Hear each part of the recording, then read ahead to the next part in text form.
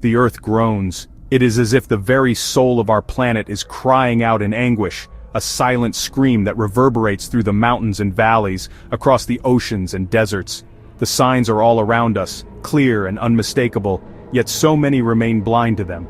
Fires rage across continents, leaving scars upon the land. These infernos are not just random acts of nature, they are a reflection of the burning anger and unrest within humanity itself. The forests, once lush and green, now stand as blackened reminders of our destructive tendencies. Hurricanes, once rare, now lash coastlines with terrifying regularity. These storms, with their unrelenting fury, mirror the chaos and turbulence that have become the norm in our societies. The winds howl with the voices of the oppressed, the forgotten, and the ignored. The seas rise, swallowing islands and encroaching upon the shores. This relentless advance of the waters is a stark reminder of the consequences of our actions. We have tampered with the delicate balance of nature, and now we face the repercussions. These are not mere natural disasters, they are birth pangs, harbingers of a world in its death throes. The earth shudders and convulses as if trying to rid itself of the poison that humanity has injected into its veins. Each quake, each storm, is a cry for help. But the physical calamities are only the outward manifestation of a deeper sickness. Our rivers run black with the toxins of our greed, and the air is thick with the fumes of our ambition. We have sacrificed the purity of our environment on the altar of progress. The true disease is spiritual. In our quest for material wealth and power, we have neglected our souls. The empty churches and abandoned places of worship stand as silent witnesses to our spiritual decay. We have turned our backs on the divine, seeking fulfillment in the transient and the temporal. Mankind has turned away from God, embracing depravity and wickedness. The streets are filled with violence and unrest, a reflection of the inner turmoil that plagues our hearts. We have lost our way, and in our confusion we lash out at one another. Immorality festers in the streets. The boundaries of decency and respect have been eroded, replaced by a culture of excess and indulgence. We celebrate our vices and mock virtue, reveling in our own downfall. Greed and corruption pollute the halls of power. Those who are meant to lead and protect us have succumbed to the allure of wealth and influence. The institutions we once trusted are now riddled with deceit and betrayal. Families crumble under the weight of selfishness and indifference. The bonds that once held us together are fraying, as we prioritize our own desires over the well-being of our loved ones. The home, once a sanctuary, has become a battleground. The sanctity of life is disregarded. From the unborn to the elderly, we have devalued the most precious gift we have been given. Our society is marked by a callous disregard for the vulnerable and the weak. The love of many grows cold, the signs are undeniable. We have become a society of strangers, indifferent to the suffering of those around us. The playgrounds are empty, the laughter of children replaced by the silence of neglect. The world is not merely changing, it is unraveling, hurtling towards a precipice. The storm clouds gather, and the winds of change blow with increasing ferocity. We stand on the brink, teetering on the edge of an abyss. The earth is a reflection of its inhabitants. Our actions, our choices, have left indelible marks upon the land. The barren fields and desolate landscapes are a testament to our neglect and abuse. Just as a body racked with disease shows its symptoms outwardly, so too does our planet bear the marks of our sin. The earth is sick, and its illness is a direct result of our actions. We have poisoned the soil, the water, and the air. The very air we breathe is thick with the stench of our rebellion against God. We have filled the skies with the smoke of our factories and the exhaust of our vehicles, creating a toxic atmosphere that chokes the life out of our planet.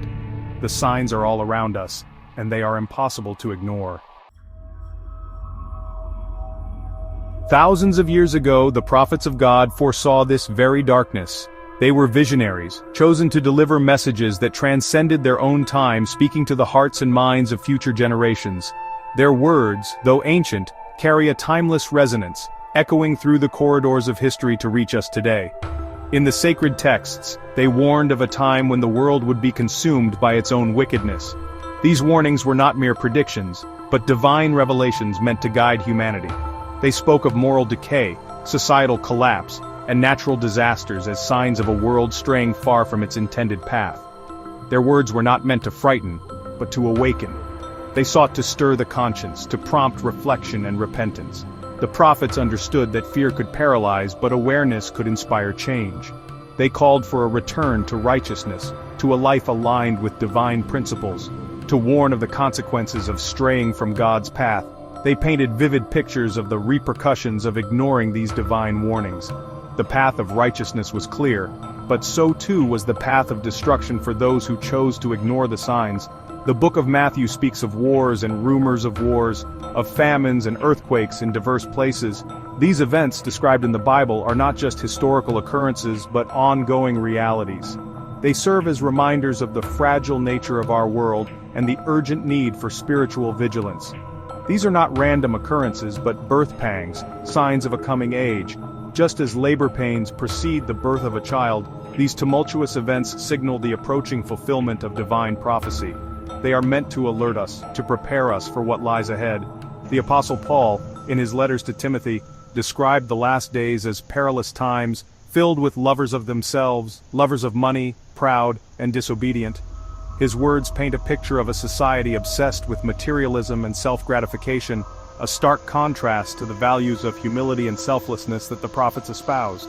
The prophet Isaiah spoke of a time when the earth would wither and fade away, its inhabitants consumed by their own iniquity. This imagery of a decaying world serves as a powerful metaphor for the spiritual and moral decline that accompanies a departure from divine guidance. These prophecies, once veiled in symbolism, are now being unveiled before our very eyes. The signs that were once cryptic and mysterious are now becoming clear. As current events align with ancient predictions, it is as if a veil is being lifted, revealing the true nature of our times. The signs are all around us, for those who have eyes to see and ears to hear. It requires a heightened sense of awareness, a willingness to look beyond the surface and perceive the deeper truths. Those who are attuned to these signs can discern the unfolding of divine plans in the midst of everyday life. The convergence of these events is no mere coincidence. It is a deliberate orchestration, a divine symphony that brings together various elements to create a coherent narrative. This convergence is a call to action, urging us to respond to the signs with faith and determination. It is a symphony of signs orchestrated by a sovereign God to awaken a slumbering world. Each event, each sign, is like a note in a grand composition, designed to capture our attention and stir our souls. This divine symphony calls us to awaken from our spiritual slumber and recognize the urgency of the times. The time for complacency is over. We can no longer afford to be passive observers, indifferent to the signs around us. The urgency of the moment demands that we take action, that we align our lives with the divine will, and prepare for what is to come. The hour of decision is at hand. We stand at a crossroads, faced with choices that will determine our future. The decisions we make now will have lasting consequences, not just for ourselves, but for generations to come. It is a pivotal moment, a time to choose the path of righteousness and heed the ancient warnings that have been given to guide us. Look around at the state of our world. Marriage, once a sacred covenant, is mocked and redefined. The unborn are slaughtered in the womb, perversion is celebrated while righteousness is ridiculed. We have exchanged truth for lies, worshipping at the altar of self-indulgence. The pursuit of pleasure and possessions has become our sole objective. We have lost sight of the eternal, consumed by the fleeting desires of this world. The consequences are all around us. Broken families, shattered dreams, and a pervasive sense of emptiness and despair. The world attempts to offer solutions, therapy, medication, self-help gurus, but these are mere band-aids on a gaping wound. They treat the symptoms without addressing the root cause. The problem is not psychological, it is spiritual. We are a world adrift from God, and no amount of human effort can bridge that chasm. We are like ships lost at sea, tossed about by the waves of our own making. Our compass is broken, our maps useless, we have no direction, no anchor. Politicians promise change, but their words are empty. They stand at podiums, delivering speeches filled with grandiose plans and lofty ideals. Yet time and again their promises dissolve into the ether, leaving the public disillusioned and skeptical. The cycle of hope and disappointment continues as new faces emerge with the same old rhetoric, failing to address the root of our problems. Scientists offer warnings, but their pleas fall on deaf ears. Despite their expertise and the mounting evidence they present, their voices are often drowned out by the noise of politics and profit. They speak of climate change, pandemics, and environmental degradation, but their urgent calls for action are met with apathy or outright denial. The scientific community, though persistent, struggles to break through the barriers of ignorance and indifference. The world scrambles for answers, clinging to the hope that technology or diplomacy will avert disaster. In boardrooms and conferences, leaders and experts debate and devise strategies, believing that innovation and negotiation can solve our deepest crises. They invest in cutting-edge technologies and international agreements, hoping to engineer a future where humanity can thrive. Yet, despite their best efforts, the solutions they propose often fall short, unable to address the underlying moral and spiritual decay. But their efforts are futile. The frustration is palpable as initiatives fail to deliver the promised results. Streets once bustling with activity now lie empty, a stark reminder of the limitations of human endeavor. The sense of abandonment grows as people realize that no amount of money or technology can fill the void left by a lack of true purpose and direction.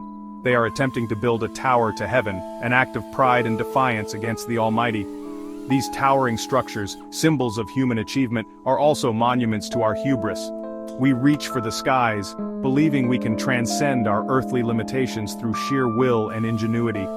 Yet, in our quest for greatness, we often forget the lessons of humility and reverence, setting ourselves up for inevitable downfall.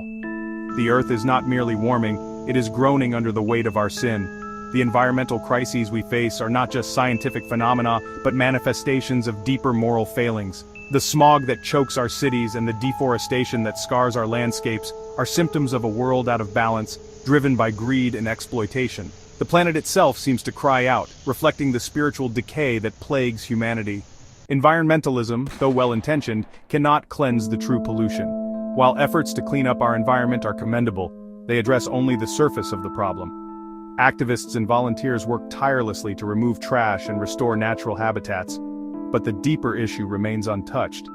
The true pollution lies within our hearts, in the selfishness and disregard for creation that drives our destructive behaviors. It is merely rearranging the deck chairs on the Titanic.